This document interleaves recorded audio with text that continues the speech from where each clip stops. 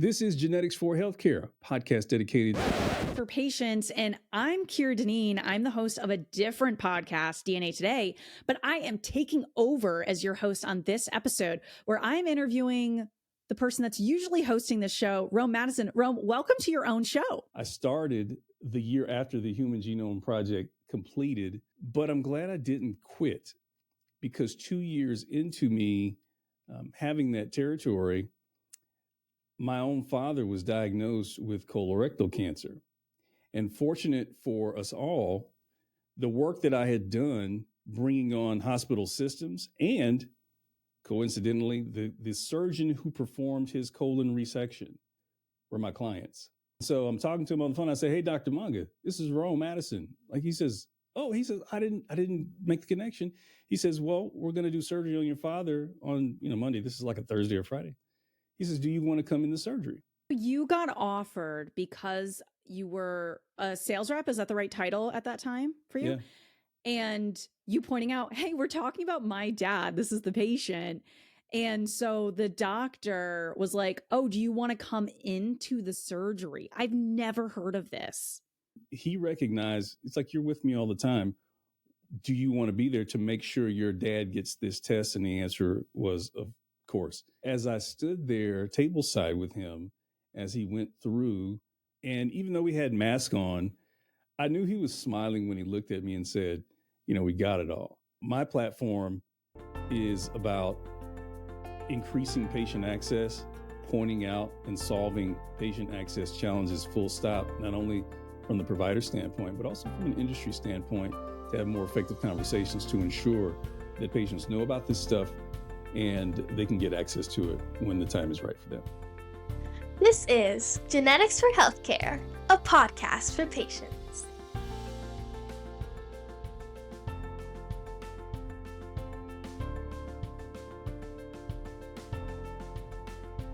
This is Genetics for Healthcare. This is a podcast for patients, and I'm Deneen. I'm the host of a different podcast, DNA Today, but I am taking over as your host on this episode where I'm interviewing the person that's usually hosting the show, Rome Madison. Rome, welcome to your own show.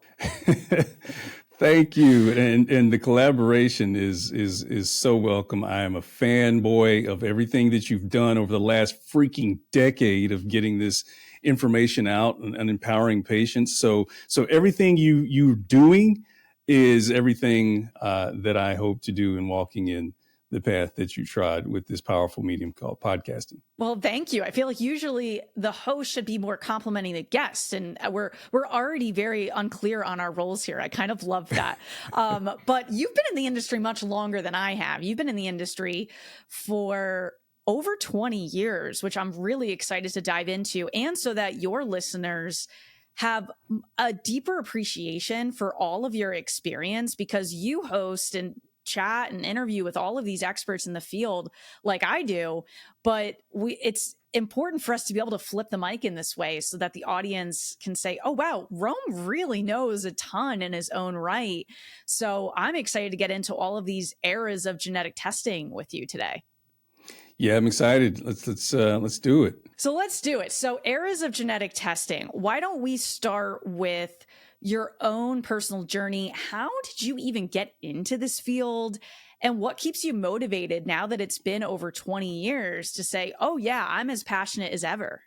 So off the bat, I want this to be an encouragement for anybody who had like a vision of themselves, and it wasn't necessarily backed up by the credentials, or those who might be gatekeepers, or those who are flat out hiring managers, or people who are responsible for giving opportunities to those who might not qualify or might not look like the typical candidate for something in terms of their background or experience.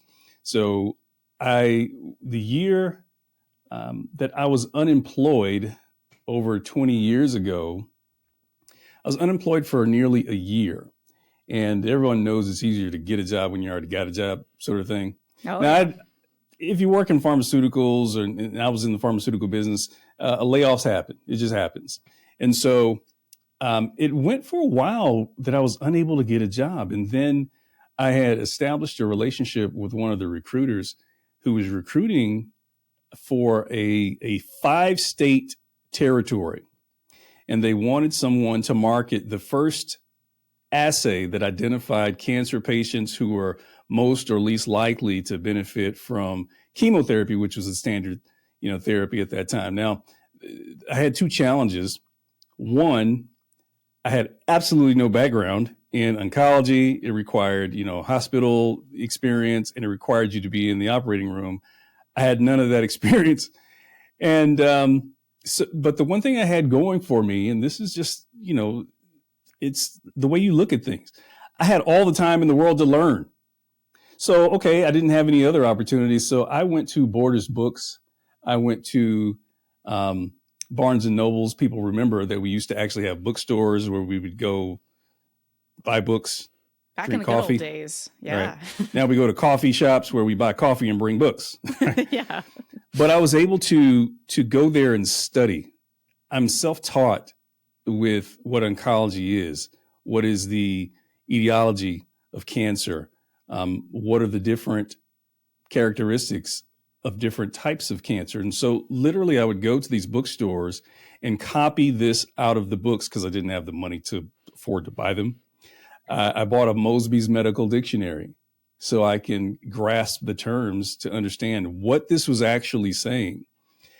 And obviously I got into the industry, and that technology at the time was a fresh tissue biopsy that identified, chemo resistance, right? We can tell what's not going to work based on the cells in the Petri dish if you expose them to like super pharmacological doses. And if the cells continue to grow in that environment, we know that the likelihood of response was low. And there was good studies behind this. But again, this is like version 1 of this.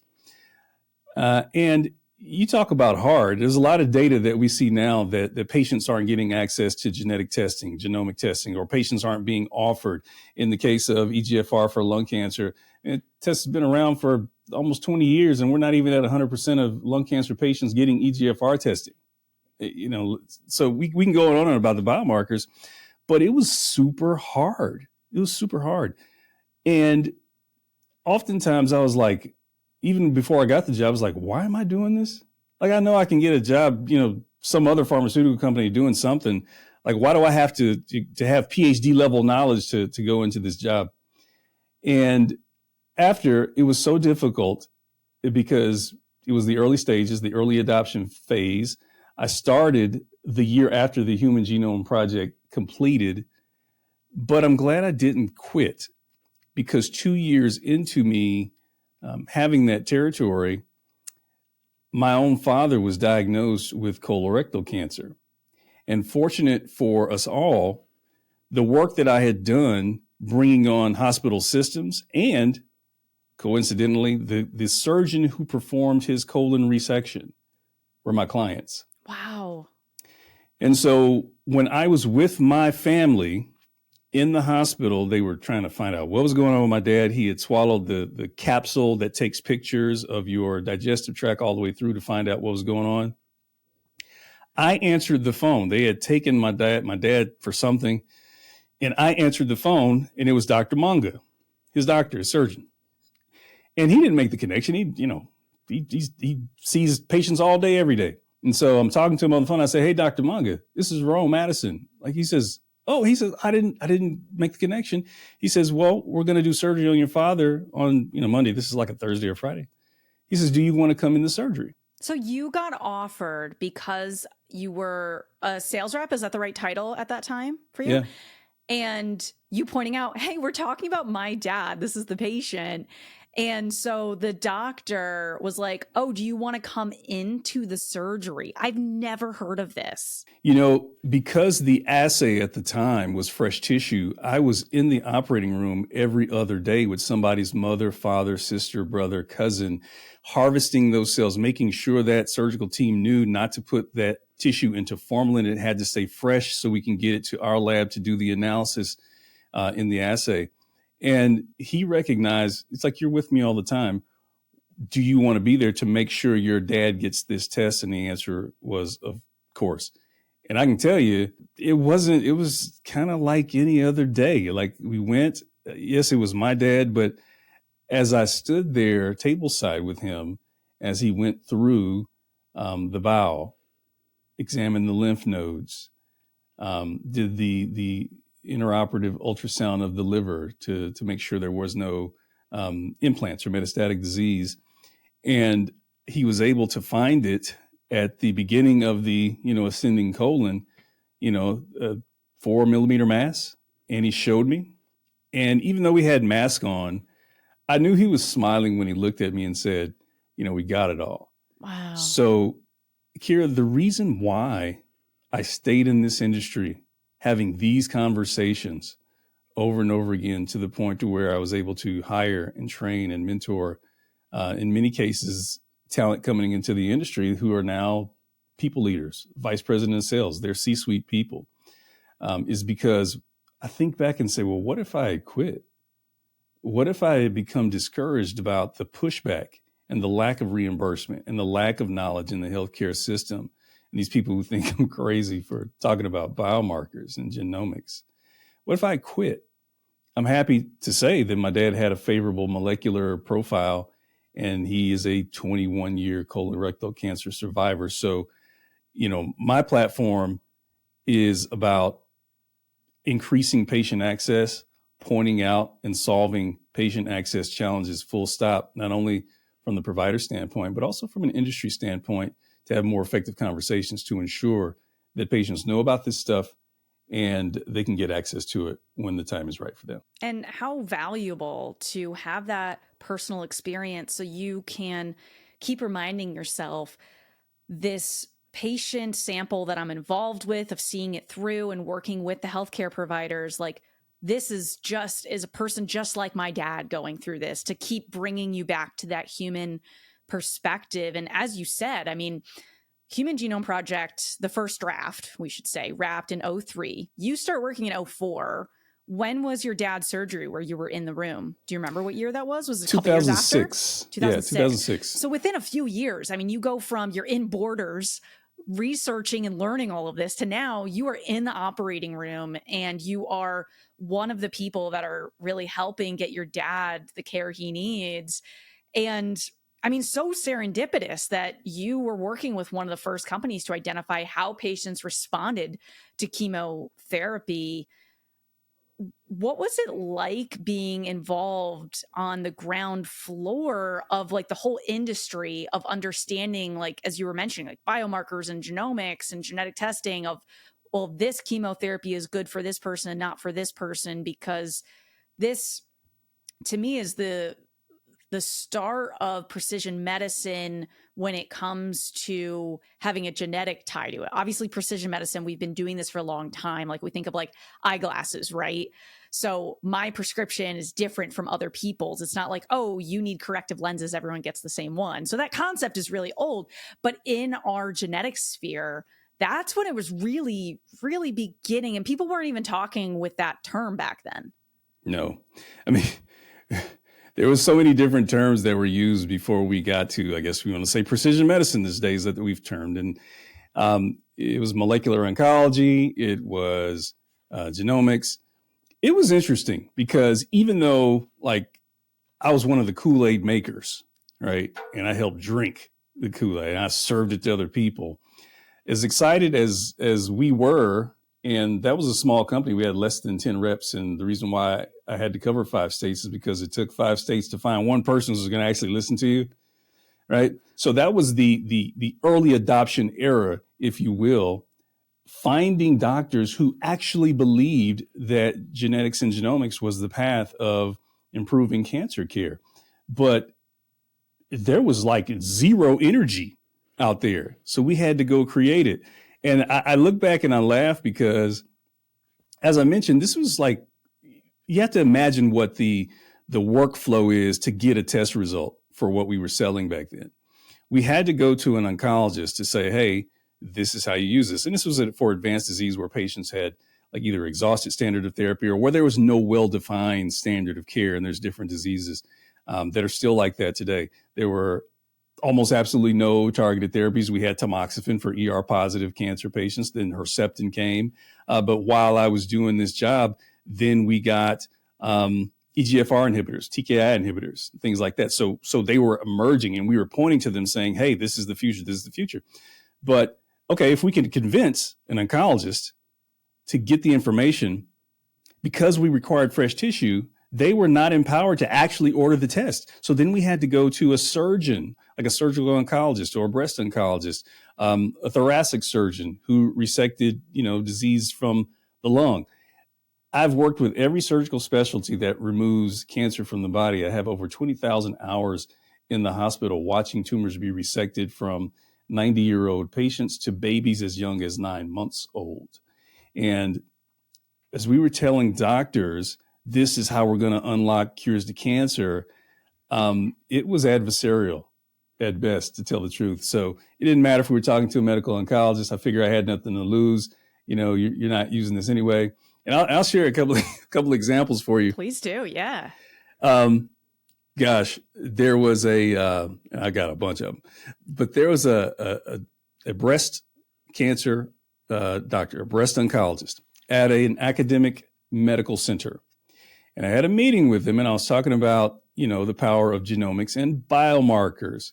And he was like, I hear what you're saying. This is not ready for prime time. And he's like thinking, he was like, if this is so good and revolutionary, I think I would have heard about it more. I've only heard about it one time. I requested from a patient. I said, well, tell me about that patient. And he's looking back and he's like, yeah, it was for a doctor friend of mine's mother. And they learned about this and they wanted to make sure they got that test result. Now, I heard him.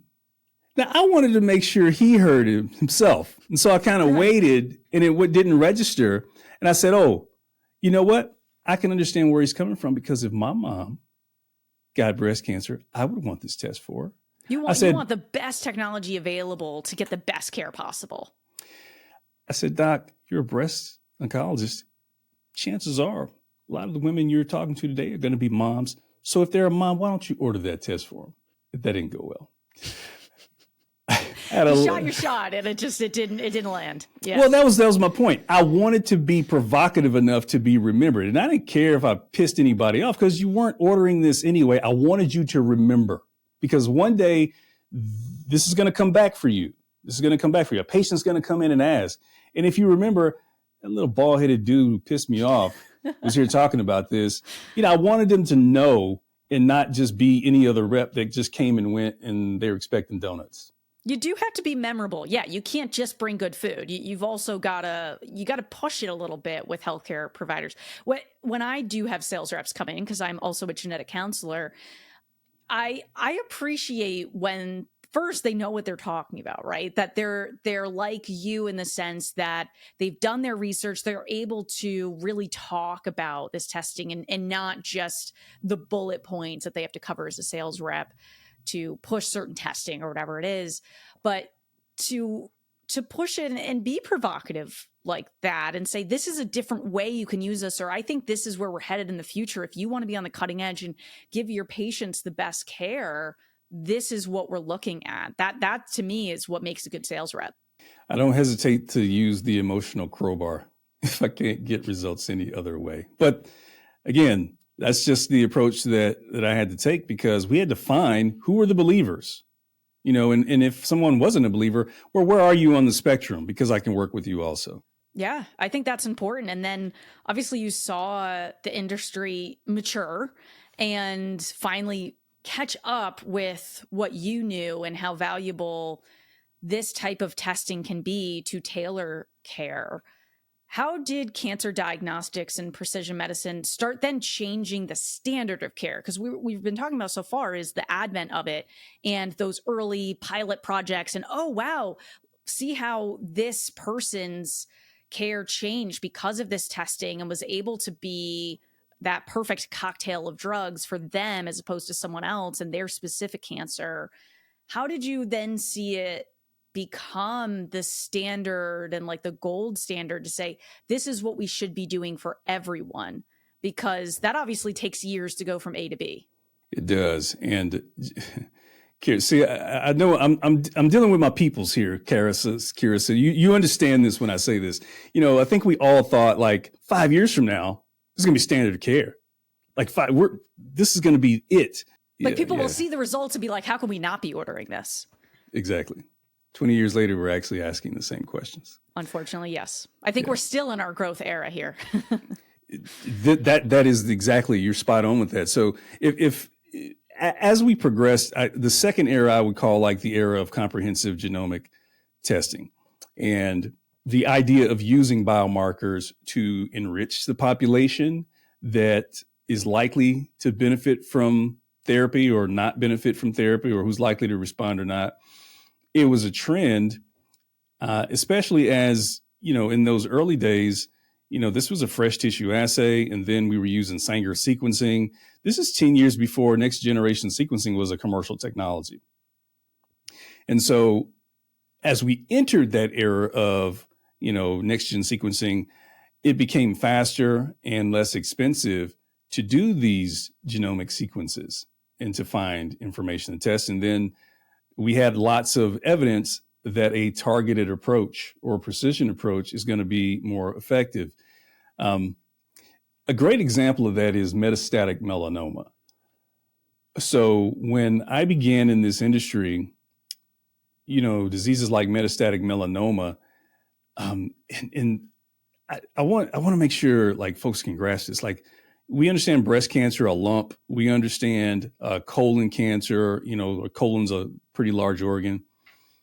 Melanoma is skin cancer, and it can be millimeters.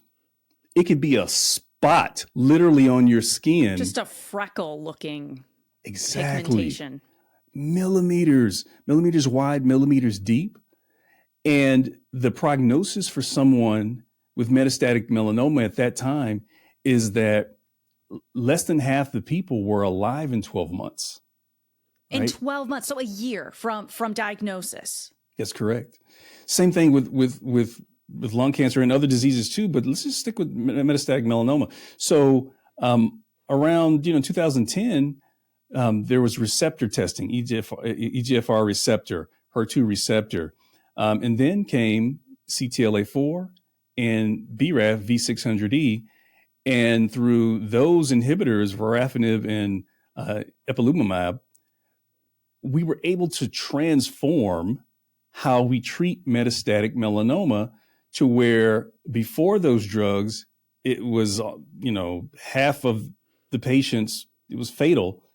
But now this introduced an era where not only was it treatable, but in some cases it was curable.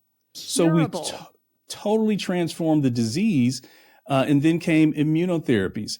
Just recently, we saw the first gene or cell therapy introduced for metastatic melanoma. So just the idea that we can identify biomarkers, genetic signatures, and then target them to revolutionize how we treat a disease to where it's no longer a palliative situation or hospice, helps us kind of think of cancer being a chronic disease like blood pressure or diabetes, that as long as you have a certain biomarker and you respond to targeted therapies that are effective against that genetic target, you can live a long, healthy life with a great quality of life, despite having, residual disease in your body. So the way that it's changed, and there's other factors that have contributed to that, let alone having guidelines, having, endorsements from medical societies, and oh, by the way, reimbursement. And we're still battling that disease. We're still battling that issue, but it's the evidence in diseases like metastatic melanoma and lung cancer that has completely transformed how we approach diagnosis and screening, testing, and then treatment, and then survivorship, that makes this long-term care possible for a lot of patients. The more specific we can get, the more helpful. Like, we have someone's diagnosed with cancer. Okay, someone's diagnosed with skin cancer. Someone's diagnosed with metastatic melanoma. And then keep going. Don't stop there of, okay, what are the biomarkers that we're identifying? And that there often are the same ones that pop up, because that's how the cancer evolves in terms of the genetic mutations that it accrues in order to become cancer and not just your own typical human cells. So, I mean, that's how we get to this point, but you're highlighting what I think is probably still the toughest aspect, because we've convinced healthcare providers now, hey, this is all really important. And look at that, 1 year, 5-year survival rate now that we can get that tailored treatment. But how do we increase the patient access and equity with all of this? Because if someone has money, they can go to the best cancer centers. They might travel to the US for that. They might travel to a different state within the US. But how do we increase access to this for patients that can't afford to travel and see these other specialists? So that's an interesting question because, access issues are, of course, as many things in life, multifactorial, right? And it varies per disease, right? So we started, this precision medicine access for advanced stage patients, because if you're earlier stage, most diseases, even if you present it at, stage 3, stage 4, there could be a well-defined standard of care that they're not going to deviate from, because 1, that's what the guidelines are, and 2, that's what's paid for. Let's get real here. Right? Yeah, I mean, it does come down to money, unfortunately, with a lot of insurance companies. It does.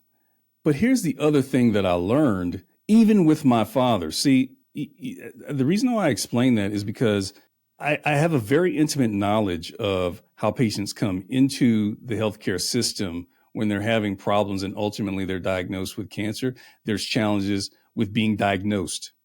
Then there's challenges once you have a diagnosis with actually seeing a specialist to get a consult as to what to do next, whether it's surgery, whether it's a biopsy, whether it's, chemotherapy, systemic treatment, radiation. There's always, issues with getting in and seeing these specialists. Okay, you get a biopsy. The biopsy might have limited tissue, where the hospital is like, I can't give you this. This is like only a sliver of the cancer. I can't send this out. We have to make sure that we have this for our needs.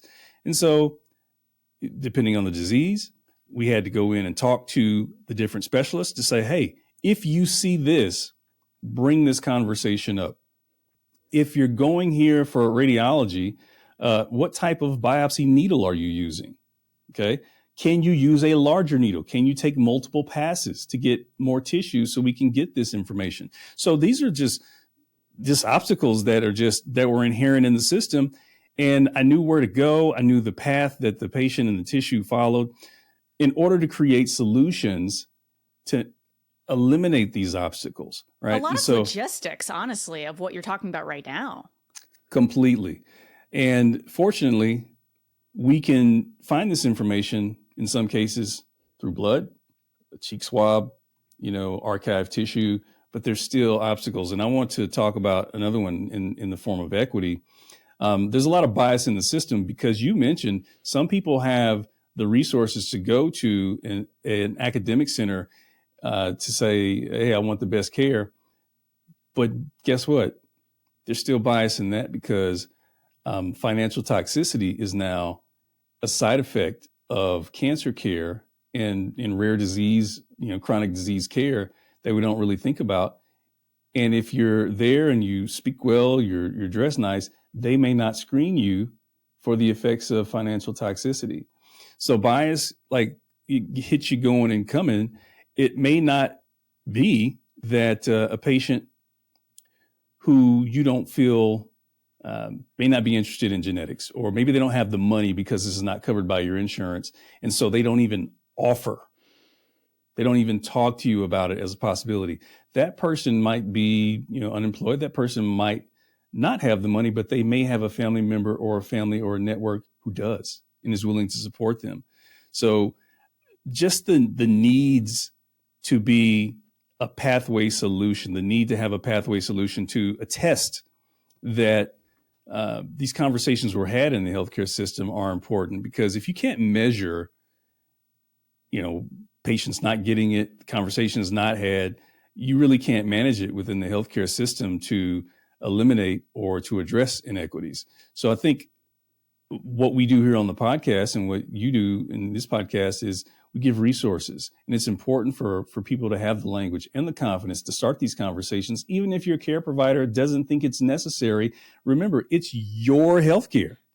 It's your healthcare. So many times you can bring this information in. You can print the guidelines. You can print the utility for these biomarkers that you find in Genetics for Healthcare and other podcasts, and bring it in.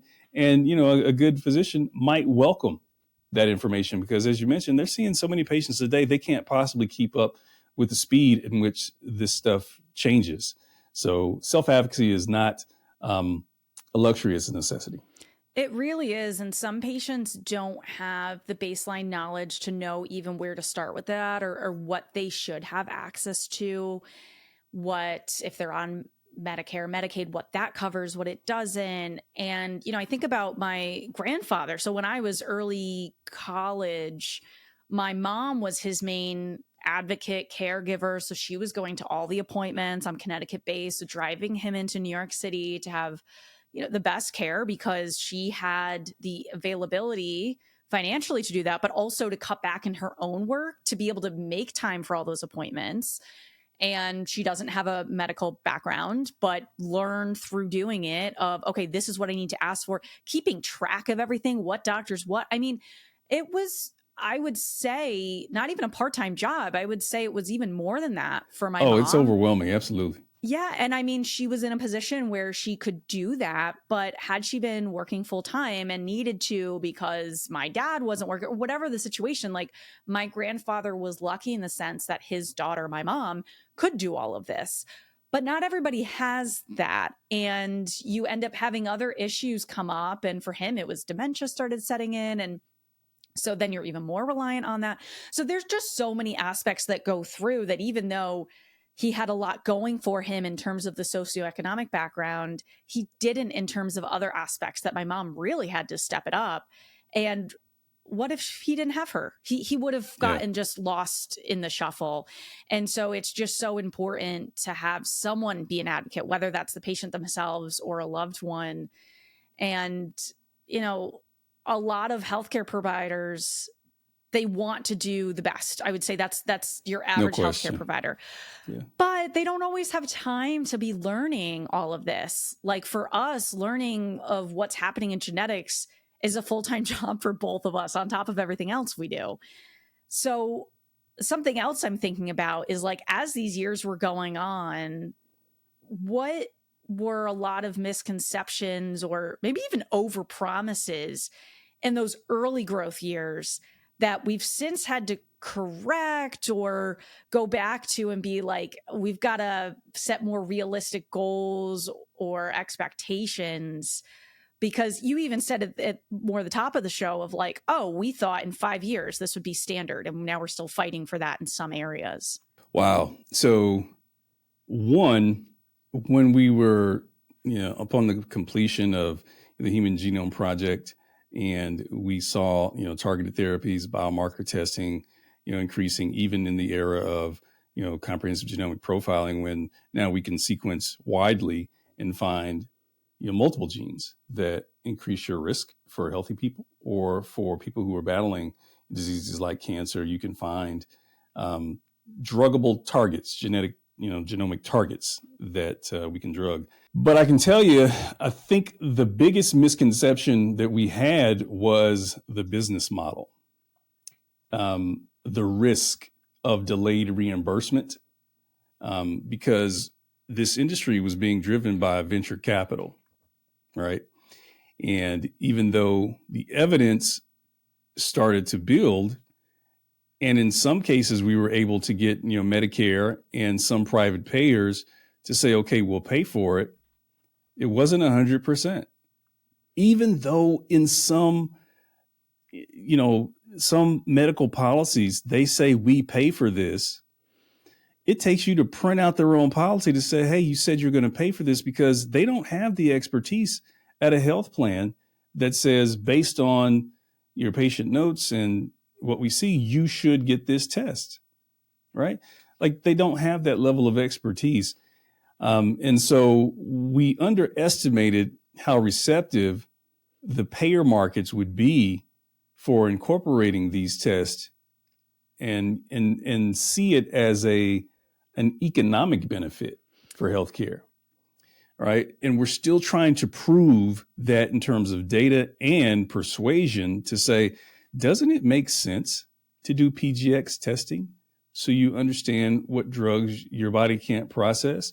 Doesn't it make sense to do genomic testing to know that if you're going to put a patient on, an immunotherapy, could this patient have gotten a targeted therapy first?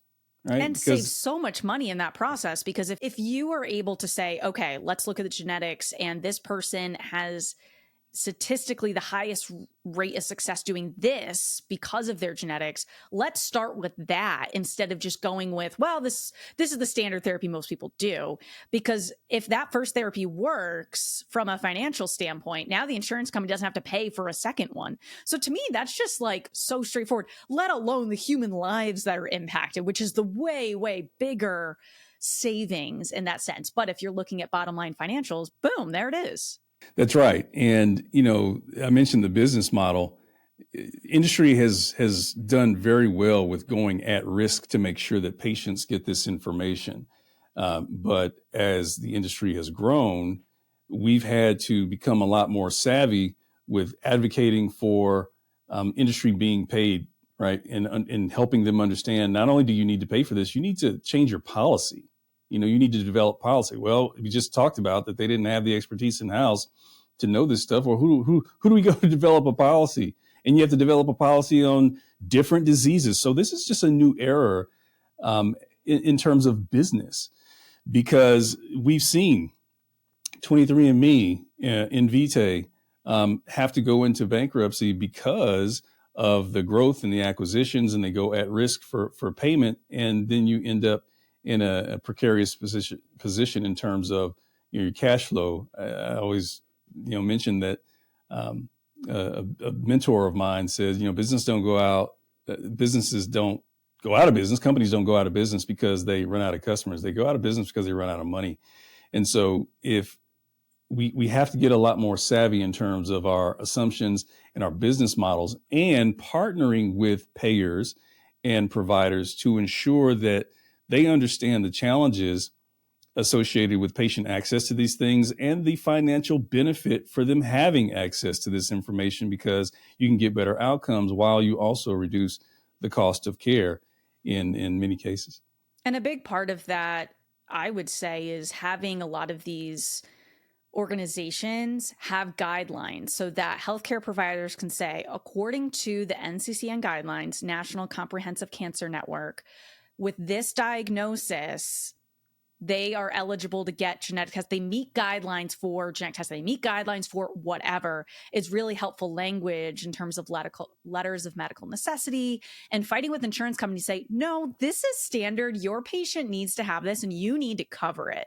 So I found that helpful just in my own practice. I'm in prenatal, not cancer, but just talking with others in cancer, that is very similar. Like NCCN guidelines seem to be like the number one, and those change so fast. Like it seems like every 6 months there's new guidelines, or maybe even quicker than that. Well, listen, that's a part of that, like the business model, because even when the data is published, boom, there's a study published, New England Journal, that says, yes, everyone should be getting, blank test.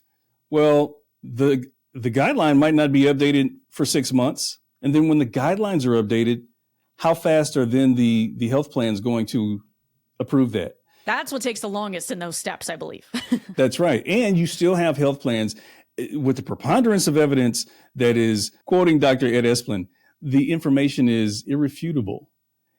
They still have outdated policies that says certain tests are considered, research purposes only, right? When it is in the guidelines. It's in the guidelines. So we're still fighting the battle on behalf of patients to get access to this information.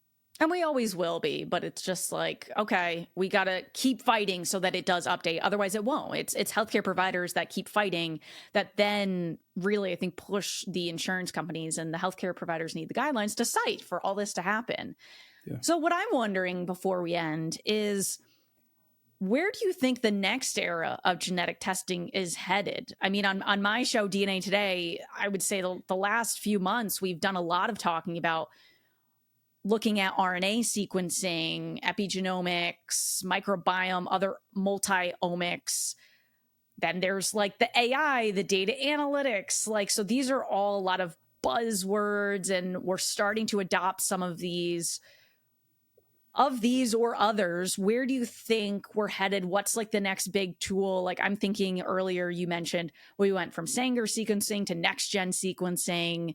We've gone from ordering a lot of genetic testing panels to now we're really focused more on exomes in a lot of areas. Where do you feel like this next era is? So I'll answer that a little differently, because the next era, although I do believe liquid biopsy is going to be a total game changer, and it is in a number of ways in terms of the information that we can gather at different points in care.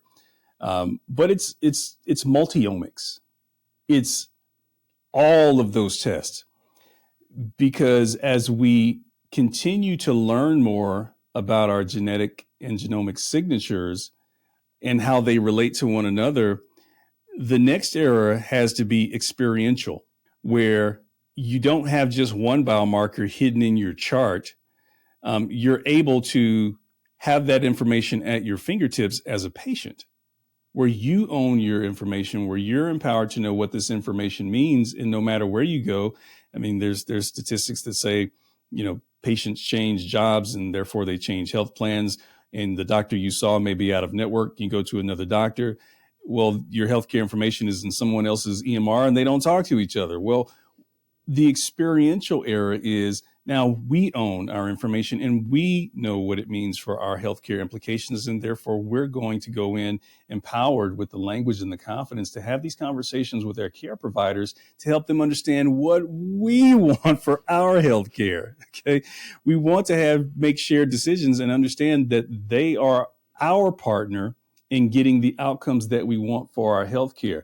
And we're talking about, in the case of, let's say, a cancer diagnosis, there's quantity of life, right? How long do you want to live? More aggressive treatment and things versus quality of life. Well, maybe I'm not going for 10, 20 years survival. Maybe I just really want to enjoy, the time that I have with minimal side effects, and that doesn't affect my quality of life and my lifestyle in this way. So empowering patients to make this precision medicine, genetic and genomic insights, make it experiential. Here's another thing. I don't have my smartwatch on today. I have one, so I'll point at it for you. There you go. I got an Oura Ring. Sensors in bioinformatics, right? The efforts to prevent disease, preventative healthcare. We've had a lot of conversations with experts on the podcast, and our ambition is to turn sick care, because that's what we practice today, right? The healthcare system is really good at fixing problems when they occur if you catch them early enough. But that's not necessarily healthcare. When we're proactive and we understand these insights and we can pair those with the information that these sensors and these bioinformatics, all the wearable devices, now we're able to inform ourselves about how to stay healthy. And that is true healthcare. So tools like AI, data analytics, we're going to be empowered in talking to experts. The consensus is 5 years from now, maybe sooner, the patients that come into the healthcare systems are going to be drastically different than they are today. They're going to know more. They're going to have this information at their fingertips. They're going to be empowered to partner with their doctors versus to have one-way conversations. And I'm all for it, because it just makes too much sense, right? If we can identify cohorts of patients at higher risk, if we can identify who's likely to benefit, who's not likely to benefit from different diseases, treatments, by simple upfront diagnostics, then I think we're being better stewards of the healthcare dollars, that we have to spend. But we're also empowering patients to really be in control of their healthcare journey. and these genetic and genomic insights, multi-omics, and ways to cull that information and have it at a point of care where it's important to inform that treatment decision is really the next level of precision medicine. It's taking advocacy to the next level as well, because instead of just asking for what you need, you're bringing in what you need. And a lot of what you're talking about, it reminds me of a book that Dr. Eric Topol wrote maybe close to 10 years ago at this point, called The Patient Will See You Now instead of The Doctor Will See You Now, because it really is flipped in the sense that patients are having a lot more information that they're then presenting to their doctor. I think especially with the wearables, we've seen this with, the Apple Watches, and I'm sure other smartwatches have this, of having information about how your heart is doing. And you can get an alert, hey, something's kind of going on, to be more preventative, where it can pick up something before you might pick up something yourself, to say, oh, I feel weird. My heart's feeling weird. Your watch might tell you that before you start feeling it, and then going into the ER. That's I have right. a family member that's really helpful, because she has an underlying heart condition she's had since childhood. And it's just really helpful to have that information. And as you said, Rome, I think taking all of these different data sets, having AI help comb through it to go through and seeing different trends and aspects that it might take humans a long time to notice in data sets, where AI can help speed up that workflow. I think that's going to be the biggest change there. I think you hit the nail on the head there of like, no, it's not just one aspect, but being able to compile all of this together and seeing those trends. So this is just so fascinating. I hope that listeners of yours have enjoyed actually getting to know you a little bit more as an expert. And for DNA Today listeners on my show, just getting to know you and then being able to check out your show, which again is Genetics for Healthcare. This podcast is all about information for patients. So making it just accessible, and so people can be learning how to advocate for themselves. But Rome, thank you for letting me take over your show. This was awesome. No, I sincerely appreciate your presence in what you do in the industry, and also being a great guest. Like, you're right, it is kind of strange. I know, doesn't it feel weird when you're a guest on your own show? I think I've done it once. Yeah. Absolutely. So thank you. This is Genetics for Healthcare, a podcast for patients.